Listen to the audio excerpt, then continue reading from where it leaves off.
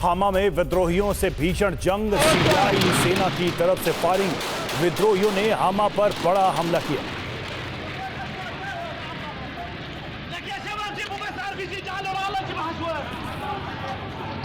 अल्लाहु अकबर, अल्लाहु अकबर।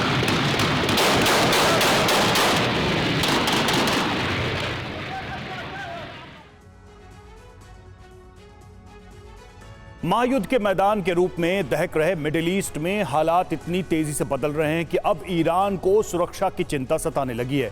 रूस की दोस्ती भी भविष्य के डर से उसे उबार नहीं पा रही है। उसकी पुष्टि करता है ईरान के सुप्रीम लीडर अयतुल्ला खमैनी का ऐलान, जिसमें उन्होंने परमाणु हथियार को ही अंतिम समाधान माना है। लेकिन ऐसा क्यों? क्या सवाल वाकई ईरान के अस्तित्व का है? और है तो हालात बदले कैसे? देखिए इस रिपोर्ट में।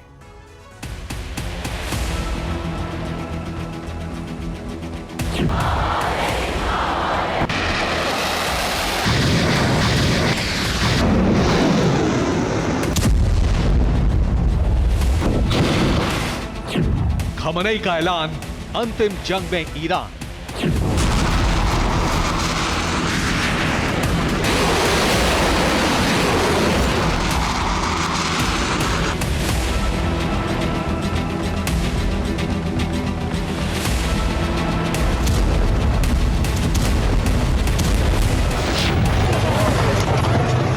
तेहरान भस्म का प्लान, शिकंजे में ईरान।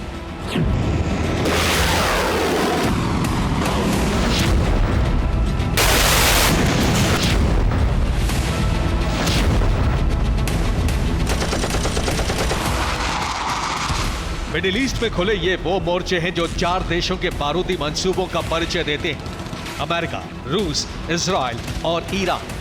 गाजा में हमास के खिलाफ इजराइल ने मोर्चा तो खोला, लेकिन बिना अमेरिका के सहयोग के इतने आगे तक बढ़ पाना संभव नहीं था। वैसे ही स्थिति लेबनान में भी थी, लेकिन दूसरी तरफ हमास और हिजबुल्लाह के लड़ाकों को ईरान से मिली मदद ने जंग इतनी आसान नहीं होने दी।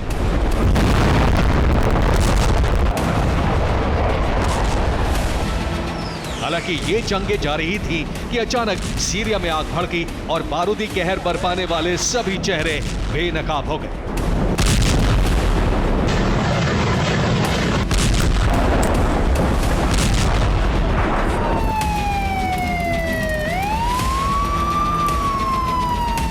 यानी मिडिल ईस्ट में जंग की ज्वाला भड़क गई है और स्थिति यह है कि यहां न सिर्फ सेनाएं खुले तौर पर एक्टिव भूमिका में हैं, बल्कि प्रॉक्सीज को भी खुलेआम मदद बारूद देकर युद्ध में इस्तेमाल किया जा रहा है, जिसमें एक तरफ विद्रोही हैं जिन्हें अमेरिका की मुख्य भूमिका में मदद मिल रही है,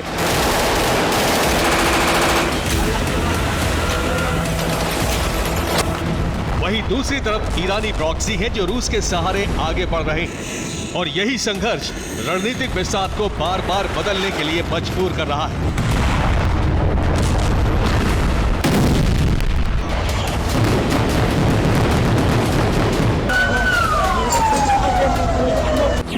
तो क्या मिडिल ईस्ट के संघर्ष का कोई समाधान नहीं है?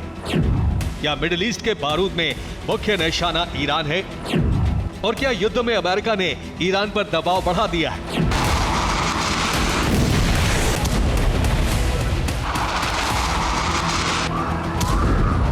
सवाल कई हैं, लेकिन जवाब कोई भी खुलकर नहीं देना चाहता, क्योंकि ऐसी स्थिति बनने का जैसे ही खुलासा होगा, युद्ध को ताकतवर पक्ष बारूदी तबाही मचाकर जीत लेगा।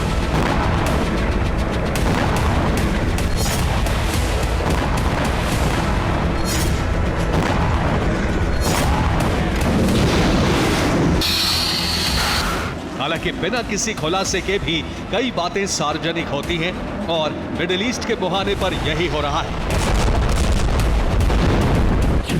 दरअसल ईरान के सुप्रीम लीडर अयातुल्ला खमनेई एक सार्वजनिक कार्यक्रम में शामिल हुए थे। ईरान के इस धार्मिक आयोजन में खमनेई ने मुख्य लोगों को संबोधित किया, जिसमें उन्होंने साफ तौर पर कह दिया कि अगर ईरान का अस्तित्व बचाना है तो न्यूक्लियर बम जरूरी है। मिडिल ईस्ट में अलग अलग जगह चल रहे युद्ध का अंतिम समाधान परमाणु शक्ति संपन्न ईरान ही है। इस बयान का सीधा मतलब है कि ईरान अरब रीजन में बदल रहे हालात से चिंतित है और उसे अपने अस्तित्व पर संकट महसूस होने लगा है।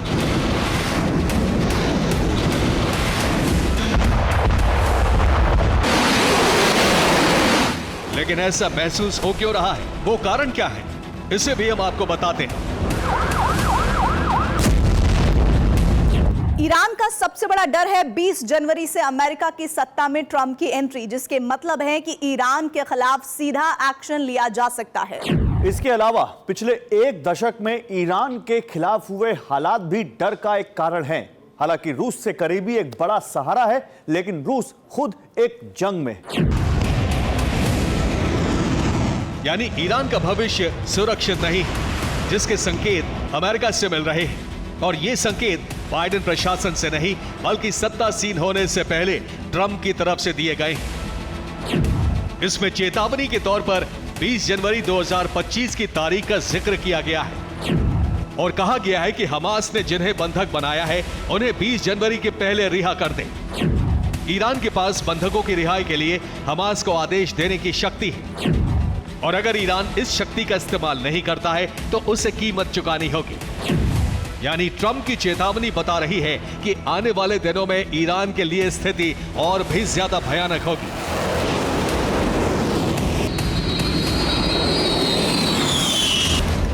संभवतः ईरान पर सीधा हमला हो, क्योंकि इस समय अरब रीजन के पश्चिमी हिस्से में स्थिति बदल चुकी है।